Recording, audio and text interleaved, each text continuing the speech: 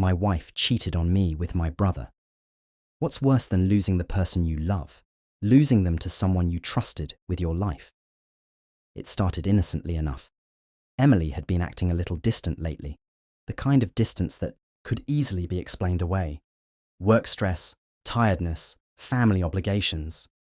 But as the days passed, I began to notice things, small details that, in hindsight, should have screamed at me. The first thing was her phone. It was always nearby, but now she was carrying it around like it was a lifeline. And when she wasn't carrying it, she was texting, typing, or swiping on it all the time. I'd see her glance at the screen and there was this fleeting smile. A look of joy, not for me, but for whatever she was reading. At first, I ignored it. I figured it was just a funny meme or something that one of her friends had sent her. But that smile, it wasn't just any smile. It was a real, genuine one, the kind I hadn't seen in a while. I tried talking to her about it once. I asked if everything was okay, if she was feeling all right. She brushed it off quickly, as she always did. "Just tired, babe," she said with a tight smile. But there was something in her eyes that made me uneasy. It wasn't until a week later that I started noticing Jack's behavior changing too. Jack was my cousin.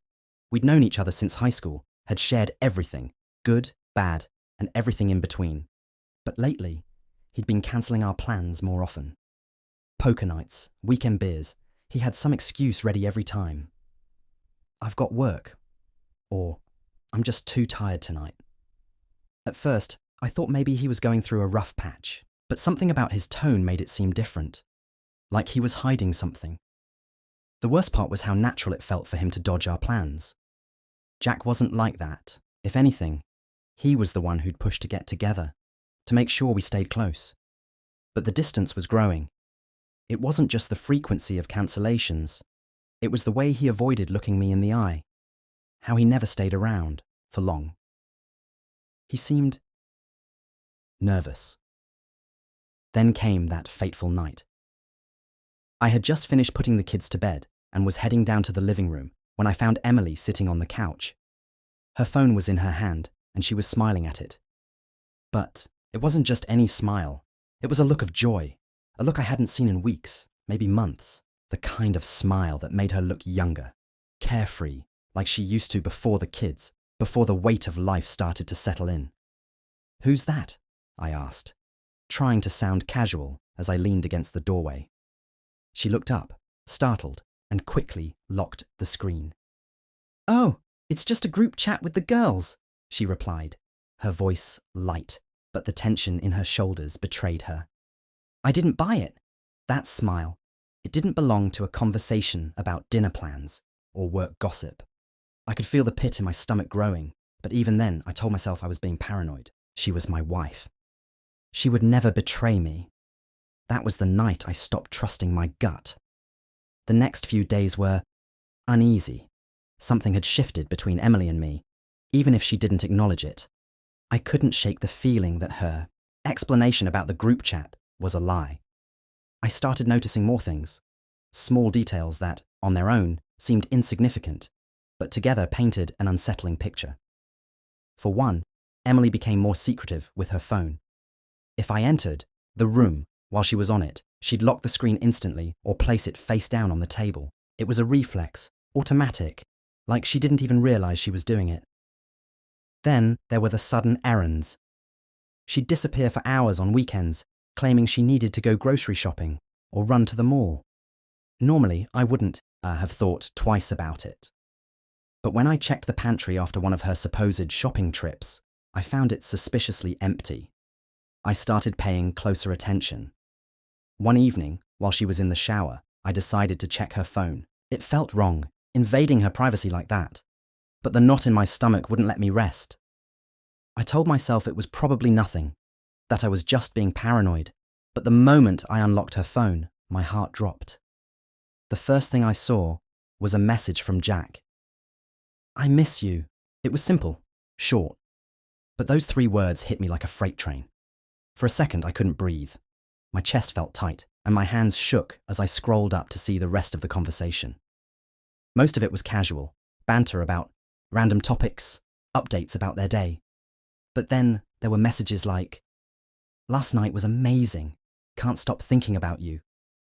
Wish we could just be together without sneaking around. Sneaking around. My brother, my wife. Together. I felt sick. My mind raced, trying to make sense of it. How long had this been going on? How could I have been so blind? Suddenly, I heard the water in the shower turn off. Panic surged through me. I quickly locked the phone and put it back where I found it, my heart pounding in my chest. That night, I couldn't sleep. I lay awake, staring at the ceiling, replaying the messages in my head. My mind was a storm of anger, betrayal, and heartbreak. Part of me wanted to confront her right then and there, to demand answers. But another part of me, maybe the cowardly part, wasn't ready to face the truth. I needed proof. Real proof. Something undeniable. So, over the next few days, I began watching more closely. I noted when Emily left the house where she said she was going, how long she was gone. I started tracking Jack's movements too, checking his social media, seeing if his work schedule lined up with Emily's errands. And then came the moment I'd been dreading. One Friday afternoon, Emily told me she was meeting her friends for drinks after work. She kissed me on the cheek, grabbed her purse, and left. Something told me to follow her. And that's exactly what I did. I followed Emily that evening, my hands gripping the steering wheel so tightly my knuckles turned white. She didn't head toward the bar where she said she'd be meeting her friends. Instead, she drove across town to a quiet, out-of-the-way restaurant. One of those places where you go when you don't want to be seen. I parked a safe distance away and waited. My heart was pounding so loudly I could barely think. I told myself there might still be an explanation, some reasonable, innocent reason for all of this. But deep down, I knew. Then I saw him. Jack. He pulled up in his truck, got out and walked straight into the restaurant. My stomach twisted as I watched the two of them greet each other. It wasn't just a friendly hello. There was a softness in the way they smiled at each other, the way Jack lightly touched her arm as they walked inside together. I sat there for what felt like an eternity, my mind racing with 1,000 thoughts. I could barge in, confront them, right then and there. But what would that accomplish? A public scene? Would it give me the answers I needed? Instead, I pulled out my phone. If Emily and Jack thought they could keep this a secret, they were wrong. I snapped a few pictures of them through the restaurant window, sitting close together, leaning in as they talked. When they left the restaurant, I followed them again. This time, they didn't part ways. They drove to a nearby motel. That was the final nail in the coffin. I watched as they walked into a room together, laughing, completely unaware of the storm brewing just a few feet away. I stayed in the car for what felt like hours, staring at that motel door. Part of me wanted to go in and drag them out, to scream at them, to demand answers. But another part of me, one I didn't recognize, felt numb. The betrayal was so deep, so raw, that I couldn't even process it. When Emily finally came home later that night, I was sitting in the living room, waiting. She walked in, smiling, acting as if nothing was wrong. "Hey," she said casually, dropping her purse on the table. "How was your evening?" I didn't answer right away. I just stared at her, trying to keep my emotions in check. "Emily," I said finally, my voice calm but cold. "Where were you tonight?" She hesitated for just a second, a fraction of a moment. But it was enough. "I told you. I was out with the girls," she said, her tone light, almost dismissive. "Which girls?" I pressed. She blinked, caught off guard by the question. "You don't know them," she said quickly. "They're from work." I nodded slowly, then reached for my phone. I opened the gallery and handed it to her, showing her the photos I'd taken. Her face went pale. "You want to try that again?" I asked, my voice steady but laced with anger. She looked at the pictures, then back at me. Her mouth opened, as if she was about to say something, but no words came out. "Do you even have an excuse?" I asked, standing now, the fury bubbling to the surface. "Or are you just going to lie to my face again?" Tears welled up in her eyes, but I didn't care. Not this time. "I'm sorry," she whispered, her voice barely audible.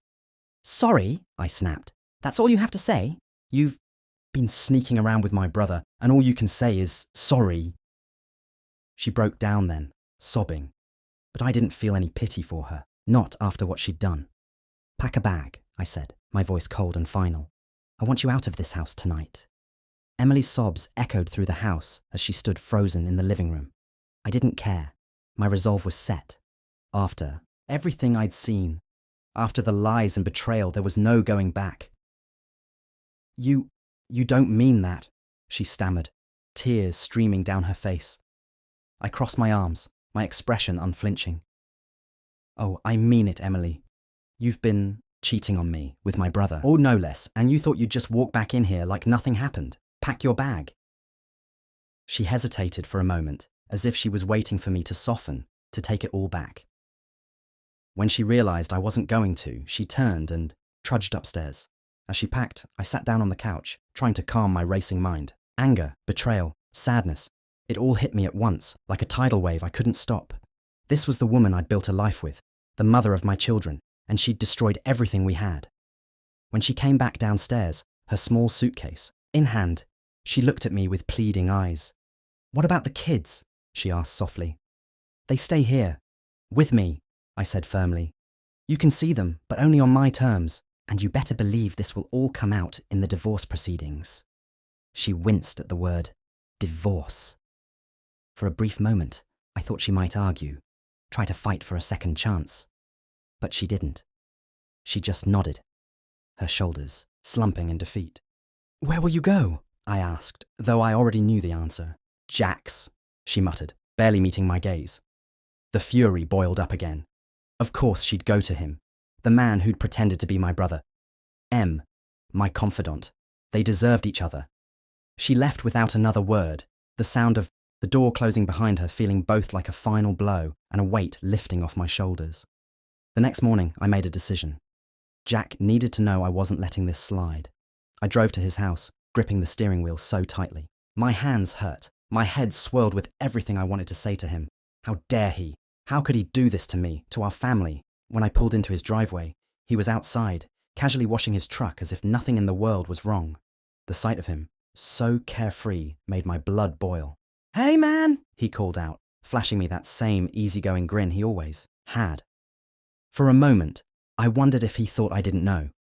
I got out of the car and walked straight up to him, not saying a word. What's up? He asked, his smile faltering when he saw the look on my face. You're a coward, I said, my voice low but shaking with anger. What? He said, confused. You think I don't know? I spat, stepping closer. I know everything, Jack. I saw you. I followed Emily. I saw the two of you at the restaurant, at the motel.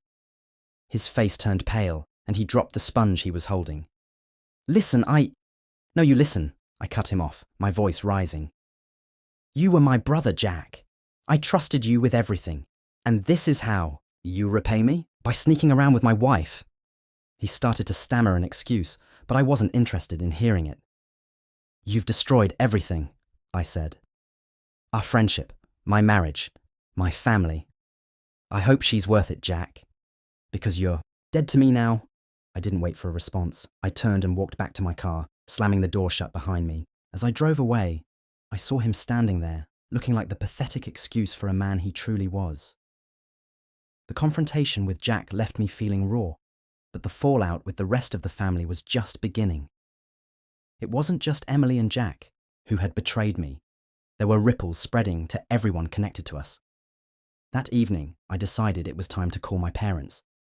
They deserved to hear the truth from me, not from the gossip that would inevitably follow. I sat in the quiet living room, phone in hand, rehearsing how I'd explain it. When my dad picked up, his voice was warm as always. Hey son, what's up? For a moment, I froze, unsure how to start. Dad, I finally said, my voice heavy. I need to tell you something and it's bad. There was a pause. What's going on?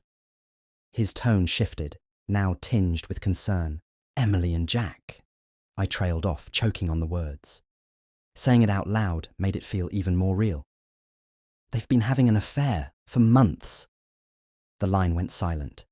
I could hear the faint sound of my mum in the background asking, what was wrong? Finally, my dad spoke. What? Jack? Are you sure? Yes, Dad, I saw them. There's no doubt. I heard him sigh deeply, And then my mum's voice came on the line. "What's happening? What's this about Jack and Emily?" I repeated everything, my voice growing steadier as I recounted the details. My mum gasped audibly, and I could hear her start to cry. "How could they do this?" she whispered. "They're not who I thought they were," I said bitterly. Dad jumped back in, his voice tight with anger. "Jack, that son of a, he's been lying to us all. And Emily? After everything you've done for her, for the kids, I can't believe this." "We need to talk as a family," I said. "This affects all of us, and I want to be upfront about what's happening." The family meeting was set for the following weekend. I wasn't sure who would show up, but I was determined to face it head-on. Day arrived. When my parents, my younger sister, and even my aunt and uncle showed up. Jack wasn't invited. He'd been cut off completely. Emily, of course, had no place in this conversation. We all sat in the living room, the tension thick in the air. I stood in the center, ready to lay it all out. "I called you all here because I need you to know what's going on," I began, my voice steady but full of emotion. "Emily has been cheating on me. With Jack." Gasps and murmurs filled the room. My sister Lisa looked at me with wide eyes. "Wait, what? Jack, are you serious?" "Yes, Lisa, I caught them. This isn't hearsay. It's the truth." My mum started crying again, and my dad clenched his fists, his face red with anger. "That boy, I should have seen it. He's always been selfish, but I never thought he'd stoop this low." Lisa spoke up, her voice trembling. "What's going to happen now? Are you divorcing Emily?" "I've already started the process," I said. "And as for Jack, he's out of my life. Completely. I'm sorry if that makes things hard for the rest of you, but I can't pretend he's family anymore." My dad nodded firmly. "You're right. What he did is unforgivable." But not everyone agreed. My aunt, Jack's mother, looked visibly upset. "He's still my son," she said, her voice shaking. "What he did was wrong, but he's family. We can't just throw him away." I shot her a hard look. "You can do what you want, but I'm done with him. He's no brother of mine anymore." The room fell silent again, the divide clear. Some supported me wholeheartedly, while others struggled with the idea of cutting Jack out entirely. "I'm not asking anyone to pick sides," I said, though my tone suggested otherwise. "But I need you to understand that I won't be at any family events where Jack is present. This is non-negotiable." My mum nodded through her tears. "We'll support you, honey. You deserve better than this." The meeting ended on a somber note. Some family members lingered to console me, while others left, clearly grappling with their own feelings about the situation. That night, as I sat alone in the quiet house, I couldn't help but feel the weight of it all. Emily was gone. Jack was gone. And even parts of my extended family felt distant now. But amidst the pain, there was a small glimmer of clarity. I had done the right thing. The road ahead wouldn't be easy, but at least I was no longer living a lie. The weeks following the family meeting were a whirlwind. The divorce process had officially started, and I was beginning to find some semblance of stability with my kids. Emily had moved out and was staying with a friend, though I suspected she was spending most of her time with Jack. One evening, I was sorting through the paperwork for the divorce when I came across a medical file that Emily had left behind in her rush to pack. It was from her last checkup at the doctor's office, dated a few months back. At first I thought nothing of it, but then a specific note caught my eye. Blood type, AB. I froze. My mind began racing. My blood type was O and Emily's was AB. But our son, Max, had always been listed as type A. I wasn't a geneticist, but I knew enough to realize that something didn't add up. I grabbed my laptop and started researching blood type inheritance. Sure enough, there was no way an O-type father and an AB-type mother could have an A-type child. My heart pounded in my chest. Could it be possible that Max wasn't mine? The thought consumed me for days. I couldn't look at Max the same way without questioning everything. He was my son. At least, that's what I'd believed for the past 7 years. But now, doubt was eating away at me. Finally, I decided to take action. I scheduled a DNA test. It felt wrong, almost like a betrayal of my own child, but I had to know the truth. The test results came back a week later. I sat in my car outside the lab, staring at the sealed envelope in my hands. My palms were sweaty and my heart was racing. When I finally opened it, the words hit me like a freight train. Probability of paternity, 0%. I felt the air leave my lungs. Max wasn't mine. I sat there for what felt like hours, staring at the results. My mind flashed back to all the moments I'd shared with Max, teaching him how to ride a bike, cheering him on at his soccer games, comforting him when he was scared of thunderstorms. He was my son in every way that mattered, except biologically. The betrayal cut deeper than I thought possible. Emily hadn't just cheated on me with Jack. She'd lied about the very foundation of our family. And Jack, he must have known. Rage boiled inside me. I couldn't let this go unanswered. That evening, I confronted Emily. I called her and told her to come to the house immediately. She hesitated, but I made it clear that this wasn't optional. When she arrived, she looked wary, as if she knew something was coming. "What is it?" she asked, crossing her arms defensively. I held up the DNA test results. "Care to explain this?" Her face went pale. For a moment, she looked like she might faint. Where did you get that?" "That's not the point," I snapped. "The point is, Max isn't my son. You've been lying to me for his entire life. Was Jack his father the whole time?" Tears filled her eyes, but I felt no sympathy. "I didn't mean for it to happen." She said, her voice trembling. "It was one mistake. But when I found out I was pregnant, I didn't know who the father was. I chose to believe it was you because I wanted it to be you." "Wanted it to be me?" I repeated, my voice rising. "That's not how this works, Emily. You don't just choose who the father is. You lied to me, to Max, to everyone." She broke down sobbing, but I couldn't bring myself to comfort her. The betrayal was too fresh, too deep. Later that night, I stared at a photo of Max on my phone. He was smiling, his face full of innocence and joy. No matter what the DNA test said, he was still the boy I'd raised, the boy I loved. But now, everything felt tainted by Emily's lies. I knew one thing for certain. Jack needed to pay for what he'd done. The days following my confrontation with Jack were a blur. Emily had moved out, staying with her parents while we finalized the divorce. Max, innocent in all of this, stayed with me most of the time. Despite the truth about his paternity, he was still my son. That bond couldn't be erased by a piece of paper. One evening, Max asked me, "Why isn't Mummy coming home?" I knelt beside him, choosing my words carefully. "Sometimes grown-ups make mistakes, buddy, but none of this is your fault. I love you no matter what." He hugged me tightly, and in that moment, I knew I'd made the right decision. My parents supported me through everything, although the pain of losing Jack as a son weighed heavily on them.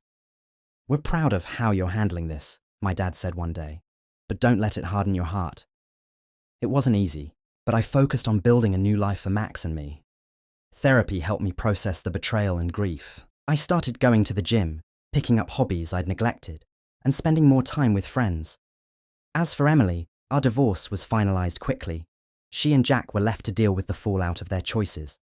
Jack moved out of town, and Emily tried to reach out, but I kept my boundaries firm. I wasn't the same person anymore. The betrayal had broken me, but it also rebuilt me into someone stronger. One day, while walking in the park with Max, I saw a father teaching his son to ride a bike. Max tugged my sleeve. "Can we try that, Dad?" I smiled. "Of course, buddy. Let's do it."